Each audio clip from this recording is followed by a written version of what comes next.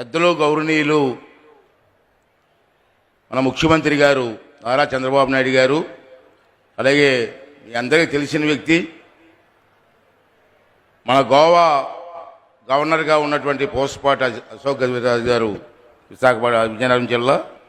అదేవిధంగా ఇప్పుడే గజల్ శ్రీనివాస్ వారికి, తర్వాత మన న్యాయమూర్తి గారు ఇక్కడికి వచ్చినటువంటి శివశంకరరావు గారికి అందరికీ నమస్కారం అండి. ముఖ్యంగా నిన్న మొన్న కూడా చాలా విషయాలు మాట్లాడుకున్నాం. మళ్ళీ అదే విషయాలు చెప్పకుండా కొన్ని కొత్త విషయాలు ముఖ్యమంత్రి గారు మన సమక్షంలో ఉన్నారు కాబట్టి నిన్న మొన్న చాలామంది మాట్లాడారు ఈ డయాస్ మీద.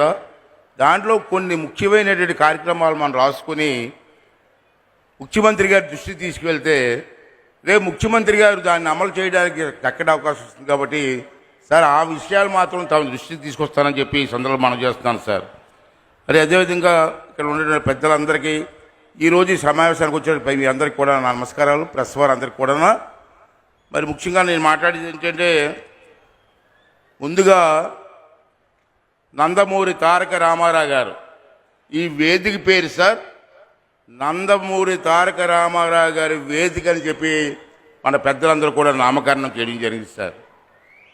ఈ వేదిక పైన ఎందుకు పెట్టవలసి వచ్చిందంటే పెద్దలతో నిర్ణయం.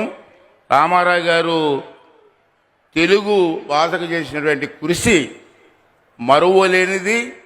అసలు తెలుగువాడి గురించి ప్రపంచానికి చెప్పిన వ్యక్తి నందమూరి తారక రామారావు గారు అని చెప్పి ఈ సందర్భంలో మీ అందరికీ మనం చేస్తున్నాను. అది అనేక సందర్భాల్లో తెలుగు మాట్లాడుతూ ఉంటే, ఆ రోజు మా వయసు 25 సంవత్సరాల వయసులో వారు రాజకీయాలకు వచ్చారు. నాకు అప్పుడు 25 సంవత్సరాలు 24 సంవత్సరాలు. నాకు వారు మీటింగ్కి వెళ్తూ ఉంటే అది అనర్గంగా తెలుగు మాట్లాడుతూ ఉంటే అందరూ కూడా ఆశ్చర్యపోయి చూసి ఆనందించిన సందర్భాలు మాకు తెలుసు. అతను తెలుగుదేశం పార్టీ పేరు కూడా, ఒక రాజకీయ పార్టీ పేరు కూడా తెలుగుదేశం పార్టీ అని పెట్టేటువంటి మహానుభావుడు నందమూరి తారక రామారావు గారు చెప్పి ఈ సందర్భం మనం చేస్తున్నాను. వారు అనేకమైన విషయాల్లో తెలుగు కోసం పోరాడినటువంటి వ్యక్తి, తెలుగు రాష్ట్రం కోసం పోరాడిన వ్యక్తి సార్. ఒకసారి మళ్ళీ పాత విషయం వాడు గుర్తు చేస్తున్నాను మీకు. పివి నరసింహరావు గారికి ప్రధానమంత్రిగా ఇచ్చే అవకాశం వచ్చింది ఒక సందర్భంలో. అప్పుడు నేను కూడా ఎమ్మెల్యేగా ఉన్నా. పెద్దలు కేంద్ర ప్రభుత్వం పివి నరసింహరావు గారిని ప్రధానమంత్రిగా చెయ్యాలని చెప్పి పార్లమెంట్ మెంబర్గా ఆంధ్ర రాష్ట్రంలో పోటీ చేయమన్నారు. అప్పుడు రామారావు గారు ఏమన్నారో తెలుసా? మన పార్టీ వాళ్ళందరూ వచ్చి పోటీ చేస్తామా వద్దన్న డిస్కషన్లో ఉన్నప్పుడు రామారావు గారు అన్న మాట ఏం తెలుసా? మనం పోటీ పెట్టొద్దు. ఆ రోజు చంద్రబాబు ఎన్టీ రామారావు గారు పోటీ పెడితే మనం గెలుస్తాం. పోటీ పెట్టొద్దు. కారణం ఏంటంటే మన తెలుగు బిడ్డ పివి నరసింహారావు ప్రధానమంత్రి అయ్యే అవకాశం వచ్చింది, మన పోటీ పెట్టొద్దని చెప్పి ఒక రాజకీయ నాయకుడు అన్నారంటే అతని మనస్తత్వం ఏంటో, తెలుగు వాళ్ళ మీద ఉన్న ప్రేమ ఏంటో ఒకసారి మీకు గుర్తు చేస్తానని చెప్పి ఈ సందర్భంలో మనం చేస్తున్నాను సార్. ఈవేళ ముఖ్యంగా చెప్పాల్సింది సార్, గజల్ శ్రీనివాసరావు గారు వాళ్ళ టీము, నేను 2 రోజుల నుంచి ఇక్కడే చూస్తున్నాను. కొన్ని వందల మంది రాత్రి పౌరులు కష్టపడి ఈ ప్రాంగణాన్ని ముస్తాబు చేయడమే కాకుండా సుమారు 35-40 దేశాల నుంచి ప్రతినిధులు వచ్చేసారు ఈ సభకి. వాళ్ళందరికీ కావాల్సిన ఏర్పాట్లు, సభ ఏర్పాట్లు, పెద్దల పేరున రోజు పూజలు, ఒక పక్క సాంస్కృతిక కార్యక్రమాలు అన్నీ పెట్టి ఈ సభను బ్రహ్మాండంగా నడిపించినటువంటి గజల్ శ్రీనివాసరావు గారికి కానివ్వండి, వాళ్ళ బృందానికి కూడా నా నమస్కారాలు తెలియజేస్తున్నాను సార్. సార్ లాస్ట్లీ ఇక్కడ నేను అబ్జర్వ్ చేసింది ఏంటంటే, పెద్దలు మాట్లాడినప్పుడు నేను కూర్చొని రాసుకుంటూ ఉన్నాను. నేను అబ్జర్వ్ చేసింది ఏంటంటే, ప్రజలకు కూడా చెప్తున్నానండి. ఇందాక మన ఎంపీ గారు బ్రహ్మాండంగా మాట్లాడారండి. ఫస్ట్ టైం విన్నాను స్పీచ్. బ్రహ్మాండంగా మాట్లాడారు ఎంపీ గారు. నిజంగా ఆర్టికల్ చెప్తున్నాను నేను, చాలా బాగా మాట్లాడారు. అమెరికాలో ఉండి కూడా తెలుగు మీద అంత అభిమానంతో మాట్లాడారంటే నిజంగా మీ అందరికీ కూడా ధన్యవాదాలు చెప్పాల్సిన అవసరం ఉంది సార్. ముఖ్యంగా సార్, మన పిల్లలు తెలుగు కాకుండా వేరే భాషలో మాట్లాడే అవకాశం ఏంటి సార్? దీంట్లో తప్పేవారు సార్? తల్లిదండ్రులు కూడా బాధ్యత తీసుకోవాలండి. మీరు ఏమనుకుంటారంటే మమ్మీ డాడీ అంటే అబ్బా మా అబ్బాయి ఇంగ్లీష్లో మాట్లాడుతున్నారు అనుకుంటున్నారు మీరు. మమ్మీ డాడీ ఏంటి, అమ్మ నాన్న, ఆ పదంలో ఎంత మాధుర్యం ఉందండి, ఎంత ప్రేమ ఉందండి. బయట మాట్లాడమనండి, ఇంట్లో కూడా మమ్మీ డాడీ లేటండి. తల్లిదండ్రులు కూడా మనం చేస్తున్నాను. నాకు ఒక మనవడు ఉన్నాడు, నాకు ఆడికి 4 సంవత్సరాలు మొన్న వచ్చాయి, 4 సంవత్సరాలు. హైదరాబాద్ ఉంటాడు. ఒకసారి వెళ్తే గ్రాండ్ ఫాదర్ కూడా కాదు, గ్రాండ్ ఫా అంటున్నాడు ఆడు. నేను అన్నాను పిలిచి, నీతో మాట్లాడను అంటే ఏమన్నాడు, నువ్వు తాతయ్య అని పిలిస్తే మాట్లాడనని చెప్పాను. అక్కడి నుంచి తాతయ్య గారు బాగున్నారా అంటున్నాడు. అంటే మీరు ఆ పరిస్థితిలో ఇది చెప్పలేకపోతున్నారు. చాలామంది సంతోషిస్తున్నారండి, సంతోషిస్తున్నారు. గ్రాండ్ ఫా అంటాడు ఇంత కుర్రోడు. ఇందాక మాట్లాడారు మన ఎంపీ గారు. చిన్నప్పుడు మా పెద్దవాళ్ళు, మా చిన్నప్పుడు చూసేవాడిని నేను, చందమామ రావే జాబిల్లి రావా అని చెప్పి భోజనం పెట్టేవారు, తినిపించేవారు పిల్లలకి. ఇవాళ సెల్ ఫోన్లు ఇచ్చేస్తున్నారు సార్, సెల్ ఫోన్లు చూసి భోజనం పెడుతున్నారండి. ఇక ప్రేమే ఉంటుందండి. ఎత్తుకొని అడుగు మీద కూర్చోబెట్టుకొని అలా తిరుగుతూ చందమామ రావా అని భోజనం పెడితే ఆ పిల్లవాడు ఎంత ఆనందిస్తాడండి. ఎలా అండి, సెల్ ఫోన్ ఇస్తారా సార్? ఇంకో విషయం చెప్తాను సార్, ఏమనుకోండి సార్, మరి నాకు కూడా పరిస్థితి ఉంది అనుకుంటున్నాను నేను. భోజనం వండమంటే సెల్ ఫోన్ చూసి భోజనం వండుతున్నారు సార్.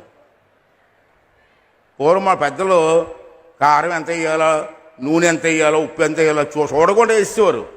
ఇవాళ సెల్ ఫోన్లు పెట్టుకొని కారం ఎంత వేయాలో, నూనె ఎంత వేయాలో, ఉప్పు ఎంత వేయాలని చెప్పి భోజనాలు వండే పరిస్థితి వచ్చింది సార్. తెలిసిపోతుంది ఒక వంట, మా అమ్మ వంట ఈ వంటకు తేడా తెలుస్తుంది, కానీ మాట్లాడలేకపోతున్నాం సార్ ఇంట్లో. మా పరిస్థితి అలాగ ఉంది. మీరు ఆడవాళ్ళకి ఫుల్ పవర్ ఇచ్చారు, మరి మేము మాట్లాడలేకపోతున్నాం. అది పరిస్థితి మాకు ఉంది సార్. మరి ఈవేళ దేంట్లో ముఖ్యమైన విషయాలు సార్ నేను గమనించినవి సార్, మనకి మన రాష్ట్రంలో ప్రాచీన కళలు ఉన్నాయి సార్. మన రాష్ట్రంలో చాలా గ్రామాల్లో సంక్రాంతి కానీ, శ్రీరామనవమి కానీ, ఉగాది కానీ చేయడం లేదు, మానేశారు సార్. నేను అబ్జర్వ్ చేస్తున్నాను సార్. మనకు సుమారు 14,000 పంచాయతీలు ఉంటే మొన్న శ్రీరామనవమికి నేను ఎంక్వైరీ చేస్తే 60% గ్రామాల్లో మాత్రమే శ్రీరామనవమి చేశారు. మన పండగ మనం చేసుకోవండి, ఉగాది కూడా చేసుకోవండి. ఉగాది మన సంవత్సరాదండి, తెలుగువాడి సంవత్సరాదండి. ఉగాది ఎవరు పట్టించుకోవట్లేదు గ్రామాల్లో. మనందరం కూడా చెయ్యకపోతే సంస్కృతి ఏమైపోతుందండి. మనం 31st నైట్కి తెల్లవారులు పండగ చేసుకున్నారు మనం, కానీ సంక్రాంతికి మాత్రం ఏం పట్టించుకోవట్లేదు. దయించి మీ అందరినీ కోరుకుంటున్నాను సార్, మన ప్రభుత్వం కూడా ఒక డైరెక్షన్ ఇచ్చి మన పండగలు కాపాడమని చెప్తాను సార్. రెండోది సార్, మన రాష్ట్రంలో చిన్నప్పటి నుంచి మాకు చదువుకున్న చూస్తున్నాను, నాటకాలు, పద్య నాటకాలు ఉన్నాయి సార్. దాంట్లో రామాంజనేయ యుద్ధం, సత్యహరిశ్చంద్ర నాటకం, శ్రీకృష్ణ రాయబారం. అప్పుడు పద్యాలు పాడుతూ ఉంటే స్టేజ్ మీద జనం ఆహా ఓహో అనేవారు. ఈవేళ ఎక్కడ కనపడలేదు సార్, ఎక్కడా కనపడలేదు సార్. డ్యాన్స్ బేబీ డ్యాన్సులు ఇవే కనపడుతున్నాయి, ఈ పద్యాలు నాటకాలు కనపడలేదు సార్. దాన్ని మళ్ళీ మీరు జీవం పోయవలసిన అవసరం ఉంది. మనకు తెలుసు అతను ఈ కన్నీటి కూడా నాటకాలు కూడా కనుమరుగుతున్నాయి. కాబట్టి కళాకారుల్లో మీకు తెలుసు, ఎన్టీ రామారావు గారి దగ్గర నుంచి చూస్తున్నాం సార్. కళాకారులు ప్రజలను చైతన్యవంతం చేసే కెపాసిటీ ఉన్నటువంటి వ్యక్తులు. అటువంటి కళను మనం పోషించాలి. ప్రభుత్వం ద్వారా ఒక నిర్ణయం తీసుకోవాల్సిన అవసరం ఉందని చెప్పి ఈ సందర్భంలో మనం చేస్తున్నాం సార్. అలాగే ప్రతి స్కూల్లో, ప్రభుత్వ స్కూలే కాదు, ప్రైవేట్ స్కూల్లో, కాన్వెంట్లో కూడా కంపల్సరిగా తెలుగు ఉండి తీరాలని చెప్పి ప్రభుత్వం ఒక నిర్ణయం ఆలోచించి తీసుకోవాల్సిన అవసరం ఉందని చెప్పి ఈ సందర్భంలో జరుగుతున్నారు. రెండోది, మూడోది ఏంటంటే ప్రతి స్కూల్లో కూడా క్రీడలు. పూర్వం హై స్కూల్లో పెద్ద గ్రౌండ్లు ఉన్నాయి సార్, ఇప్పటికీ గ్రౌండ్లు ఉన్నాయి. క్రీడలు, యోగా, ఎన్సిసి, అదేవిధంగా రెడ్ క్రాస్ అనే సంస్థలు ఉన్నాయి. అవన్నీ ప్రవేశపెట్టి మన పిల్లలకి ట్రైనింగ్ ఇస్తే బాగుంటుందని చెప్పి నేను మీకు మనం చేస్తున్నాను సార్. మరొక ముఖ్యమైన విషయం ఏంటంటే రాష్ట్రంలో ఉన్నటువంటి అన్ని స్కూల్లో కూడా చెప్పాను సార్ తెలుగు సబ్జెక్ట్ ఉండాలని. అలాగే ఇంకో విషయం ఏంటంటే మనకి నిన్న ఆటల హరిశ్చంద్ర సార్ పేరేం పేరండి, గుమ్మడి గోపాలకృష్ణ గారు ఉన్నారు సార్. నిన్న హరిశ్చంద్ర వేశారు ఇదే స్టేజ్ మీద. ఏం గాయకుడు సార్, పెద్ద నటుడు సార్. నేను కోరేది ఏంటంటే ఆల్రెడీ అతనికి పదవి ఇచ్చారు, మీరు చెప్పారు, అతను సంతోషంగా చెప్పాను నేను. అతని ఆధ్వర్యంలో అన్ని జిల్లాల్లో కూడా మన పిల్లలు పాడే పిల్లలు చాలామంది ఉన్నారు. ఈనాడు టీవీలో చూస్తున్నాం. ఆ పిల్లలకు కానీ ఈ పద్య నాటకాల మీద ట్రైనింగ్ ఇస్తే వాళ్ళు ప్రతి ఊర్లో ఈ కార్యక్రమం చేసే అవకాశం ఉంటుందని చెప్పి ఈ సందర్భంలో మనం చేస్తూ, మరి అమరావతి పాట ఉంది సార్. విశాఖపట్నంలో మన స్కూల్ ఫంక్షన్కి వెళ్ళాను. ఆ స్కూల్ ఫంక్షన్లో యాపిల్ స్కూల్ అని ఉంది సార్. వాళ్ళు అమరావతి పాట మీద అరగంట 100 మంది పిల్లలు డ్యాన్స్ చేశారు సార్. బ్రహ్మాండంగా చేశారు సార్. అటువంటి కార్యక్రమాలు చేస్తే బాగుంటుందని చెప్పి మనం చేస్తూ, దీని మీద కొంచెం దీని మీద మీరు కొంచెం శ్రద్ధ వహించండి. చేస్తారని నమ్మకం మాకుంది, చేస్తారని కోరుకుంటూ సెలవు తీసుకున్నాను సార్. Thank you sir. కొంచెం ఎక్కువ మాట్లాడాను, ఏమనుకోండి సార్.